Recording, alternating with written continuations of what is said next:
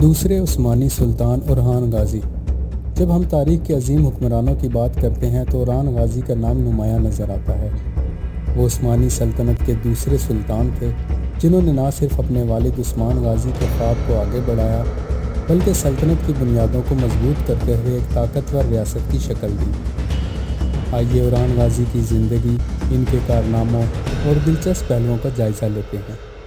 اورحان غازی 1281 عیسوی میں عثمان غازی کے ہاں پیدا ہوئے۔ وہ اپنے والد کے نقش قدم پر چلتے ہوئے نوجوانی سے ہی بہادری اور قیادت کی مثال بنے۔ وہ اپنے والد کے ساتھ جنگی مہمات میں حصہ لیتے تھے اور حکومتی امور سیکھتے تھے۔ 1326 عیسوی میں عثمان غازی کی وفات کے بعد اورحان غازی عثمانی سلطنت کے دوسرے سلطان بنے۔ اس وقت سلطنت ایک نوخیز ریاست تھی، لیکن اورحان غازی کی قیادت نے انہیں ایک مضبوط اور وسیع سلطنت میں تبدیل کر دیا۔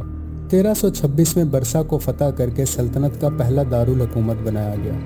یہ اورحان غازی کے دور کی سب سے بڑی فتح مانی جاتی ہے۔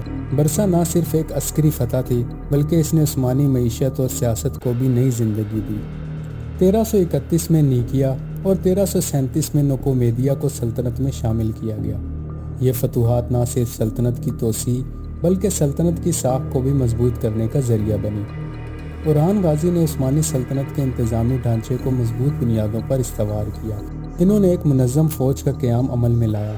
یہ عثمانی سلطنت کی پہلی مستقل فوج تھی جو مستقبل میں کئی فتوحات کے لیے اہم ثابت ہوئی۔ انہوں نے ٹیکس کے نظام کو بہتر بنایا، عدالتوں کا قیام کیا اور تعلیمی ادارے اور مدارس قائم کی۔ ان کے دور میں تجارت کو فروغ ملا جس سے سلطنت کی معیشت مستحکم ہوئی۔ دوستو، اورحان غازی کی زندگی اور قیادت کے حوالے سے چند دلچسپ حقائق آپ کے سامنے رکھتے ہیں۔ اورحان غازی پہلے عثمانی سلطان تھے جنہوں نے باقاعدہ طور پر سلطان کا لقب اختیار کیا۔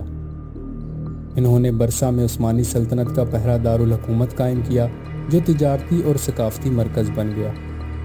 ان کی شادی بازنطینی شہزادی نیلوفر خاتون سے ہوئی جس نے سیاسی اتحاد کو مزید مضبوط کیا۔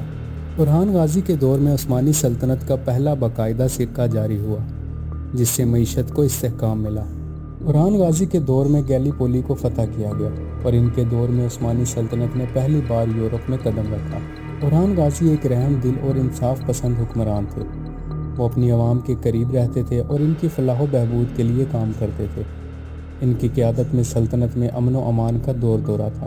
اورحان غازی نے نہ صرف جنگی محاذ میں کامیابیاں حاصل کی بلکہ داخلی طور پر سلطنت کو ترقی یافتہ بنانے کے لیے اہم اقدامات کیے۔ ان کے دور میں کئی مساجد، مدارس اور پل تعمیر ہوئے جنہوں نے عثمانی سلطنت کی تہذیب کو فروغ دیا۔ ان کے بنائے ہوئے نظام نے مستقبل کے حکمرانوں کے لیے ایک مضبوط بنیاد فراہم کی۔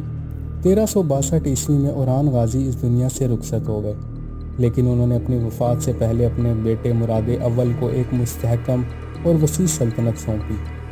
ان کا دور عثمانی سلطنت کی ترقی کا سنہرا دور سمجھا جاتا ہے جس نے مستقبل میں سلطنت کی توسیع اور استحکام کی راہ ہموار کی۔ دوستو، اورحان غازی کی کہانی ہمیں یہ سکھاتی ہے کہ قیادت کا مطلب صرف طاقت نہیں بلکہ دانش مندی، انصاف اور عوام کی خدمت ہے۔ وہ عثمانی سلطنت کے وہ معمار تھے جنہوں نے اپنے والد کے خواب کو حقیقت میں بدل کر ایک عظیم سلطنت کی بنیاد رکھی۔ مزید ویڈیوز کے لیے چینل کو سبسکرائب کریں۔